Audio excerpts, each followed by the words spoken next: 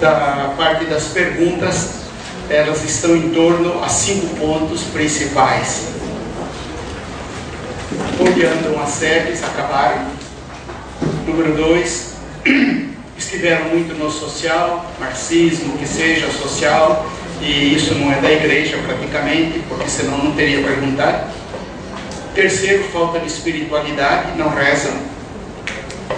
Quarto, porque as comunidades não se entendem com a renovação carismática ou são contra os movimentos.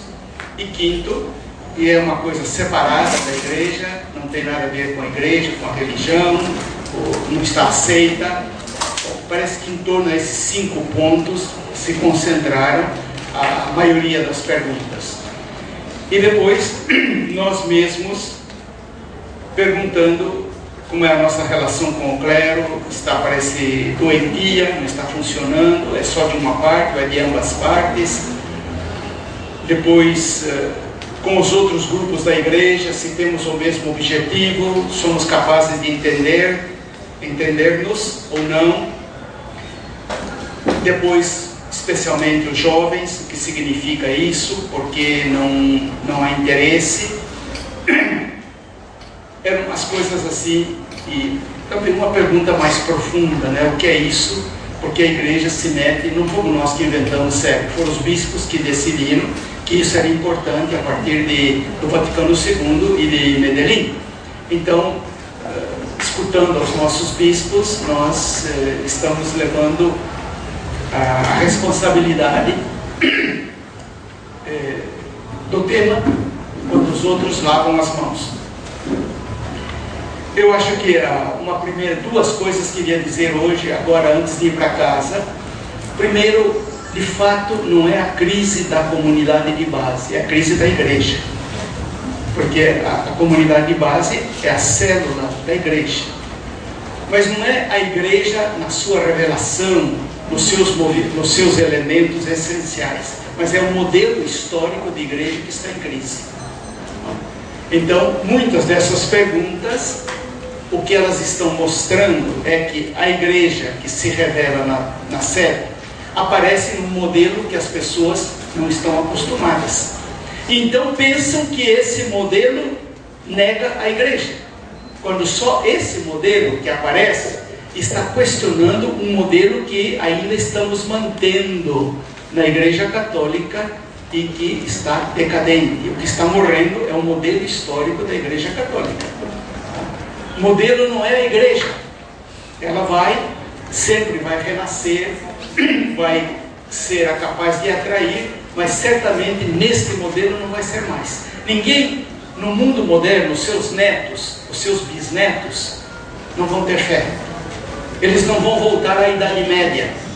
O modelo da Igreja Católica que está sendo vivido é o modelo do século XII, XIII e XIV. Quer dizer, qualquer pessoa daqui para frente não vai voltar ao século XII, XIII e XIV. O catecismo leva à primeira comunhão. E para muita gente, aí terminou a sua cultura religiosa. E com esse modelo e com aquilo que aprendeu no catecismo da primeira comunhão, no primeiro ano de universidade perde a fé. Ou em alguns programas do National Geographic vai ter razão para desconfiar de tudo que me ensinaram, porque muita coisa que vai apresentar são discutidas, não são importantes, não são de fé. Mas como nós ensinamos que era de fé, ao cair nisso, cai a fé. Então, o que está em crise é o modelo histórico de ser igreja. Agora, a pena é que todo o clero é educado para manter esse modelo histórico. E os diáconos que nós estamos ordenando estão gastando a vida nesse modelo. E é um modelo que vai afundar. Então, quando um barco, um navio está afundando, a gente não está preocupado em invernizar as mesas e limpar as cadeiras. A gente está tentando salvar o barco. E se não é possível salvar, vamos buscar outro modo de salvar a vida, mas não vamos morrer junto limpando cadeira, quando tudo isso daqui até 2 horas estará no fundo do mar. Então, há uma crise da igreja, não da igreja que Jesus revelou, mas do modelo histórico de igreja que nós estamos mantendo. A igreja que crucificou os africanos, que aniquilou os indígenas, que criou um grupo de prepotência, de poder. E nós não somos dessa igreja, nós somos da igreja de Jesus. Então, quem vive nesse modelo tem que justificar por que está nesse modelo e por que não acompanha Jesus. Nós é que fazemos as perguntas e não nós que temos que responder perguntas daquelas coisas que não têm resposta, porque estão erradas. Há muita gente que diz: eu sou ateu. E quando ele diz o que ele é ateu, bom, eu também sou ateu como você. Quer dizer, isso que você disse está certo. E a igreja de Jesus não quer isso. Bom, essa é uma grande crise que está aí dentro, porque a comunidade de base não é um movimento, é a célula primeira da igreja. Quer dizer, o pessoal da comunidade de base está se encontrando com aquela gente que não está na sacristia, com aquela gente que não vai à igreja. Então está encontrando onde a estrutura da igreja não chegou. Então aquelas perguntas são as perguntas que os seus netos, os seus bisnetos vão fazer, e se já não estão fazendo. Pelo menos na minha parte do Brasil, isso é muito comum. Eu acompanho 2 grupos de comunidade de base que não são de periferia, são de médico, dentista, professor, psicanalista. Um se reúne na segunda-feira e outro se reúne no sábado, quando eu estou no Brasil. Quando eu não estou, eles tocam por conta deles. Então a pergunta não deles, mas dos filhos dele, que a maioria não vai à igreja, e nenhum filho deles pratica, não tenho nenhum sobrinho que vai à igreja. Então isso já está acontecendo no sul. Aqui nós estamos na religião mais católica do Brasil, mas talvez melhor seria dizer, nós estamos na religião do Brasil que mais mantém o modelo histórico de igreja superado. Não estou dizendo que está errado, que bonito, tem muita fé, e nós vamos falar depois a beleza da fé do povo.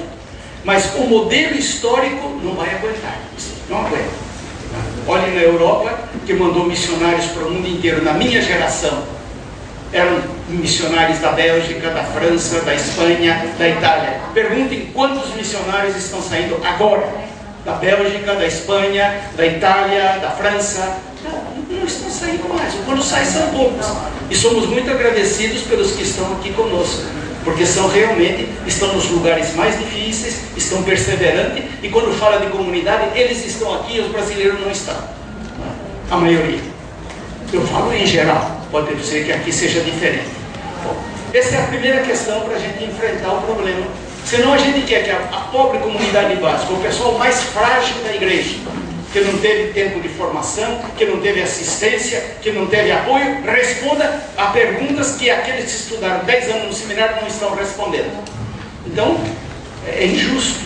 Agora, nós não vamos nos revoltar, vamos perguntar como é que nós, sendo igreja, vamos pensar, é isso mesmo, é a crise da nova, é a grande crise da neomodernidade, que está chegando em algumas partes agora, mas na Europa já chegou faz 20 anos. A juventude francesa já saiu desde 1968. E a alemã está saindo agora. Na Alemanha, o que mais se faz é uma reunião mensal nas paróquias para despedir os católicos que decidiram sair. E há paróquias que tem que fazer 2 vezes por mês, porque é tantos. Eles fazem uma festinha, abraçam, beijam e dizem: olha, quando quiser volte. Não, eles não beijam não, porque alemão não beija muito.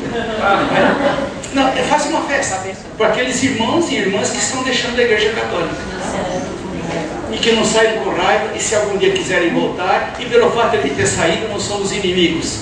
Isso está fazendo. Na nossa região no sul, o pessoal vem da paróquia e diz: por favor, eu quero desbatizar-me, tira meu nome do livro da paróquia. Quer dizer, esses não são fatos raros, estão acontecendo em toda parte. O grupo de ateus nos Estados Unidos aumentou 15%. Isso são 40 milhões, num país de 350 milhões de habitantes.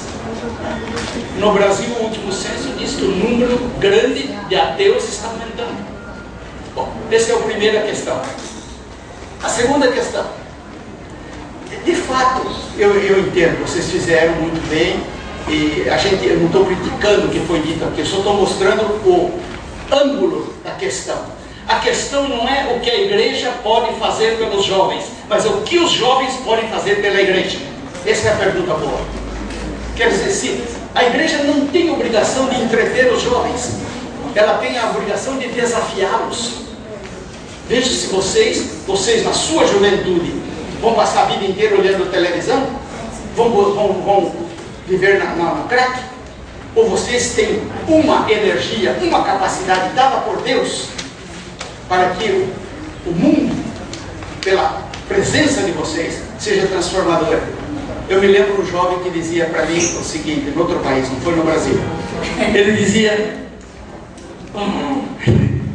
eu fui no grupo marxista e eles me disseram, vamos transformar o nosso país, vamos gastar a nossa vida para que amanhã o meu país não seja como aconteceu com o teu pai, que passou a vida inteirinha e no fim não tinha nem a casa onde ele morava. Nós vamos fazer um país justo, um país... O rapaz disse, você quer vir conosco? Mesmo que seja perigoso, vou com vocês. Bom, eu fui na igreja católica, me convidaram a jogar ping-pong, ou no fim de semana fazer o acampamento dos jovens que iam cantar a noite inteira na beira de um lago. Se nós estamos pensando que vamos atrair o pessoal porque nós temos canções e vamos cantar à beira do lago e vamos comer um churrasquinho na beira do rio, nós não vamos atrair uma juventude que vale a pena. Essa juventude pode ficar na sociedade de consumo. Nós precisamos de uma juventude que seja capaz de arriscar a vida. Então a pergunta hoje é essa: o que é que os jovens podem dar e nós não estamos criando condições para que eles se apaixonem pela igreja? Para que eles digam, isso vale a pena que eu gaste a vida nessa igreja? Porque se é uma igreja assim, sem nenhum entusiasmo, ninguém mais quer. Nem nós, que somos idosos já, queríamos continuar. Mas por que nós gastamos uma vida por essa igreja? Porque alguém nos animou a aquilo que valia a pena. Então não é tanto o que a igreja pode fazer pelos jovens, mas o que é que os jovens podem fazer pela igreja.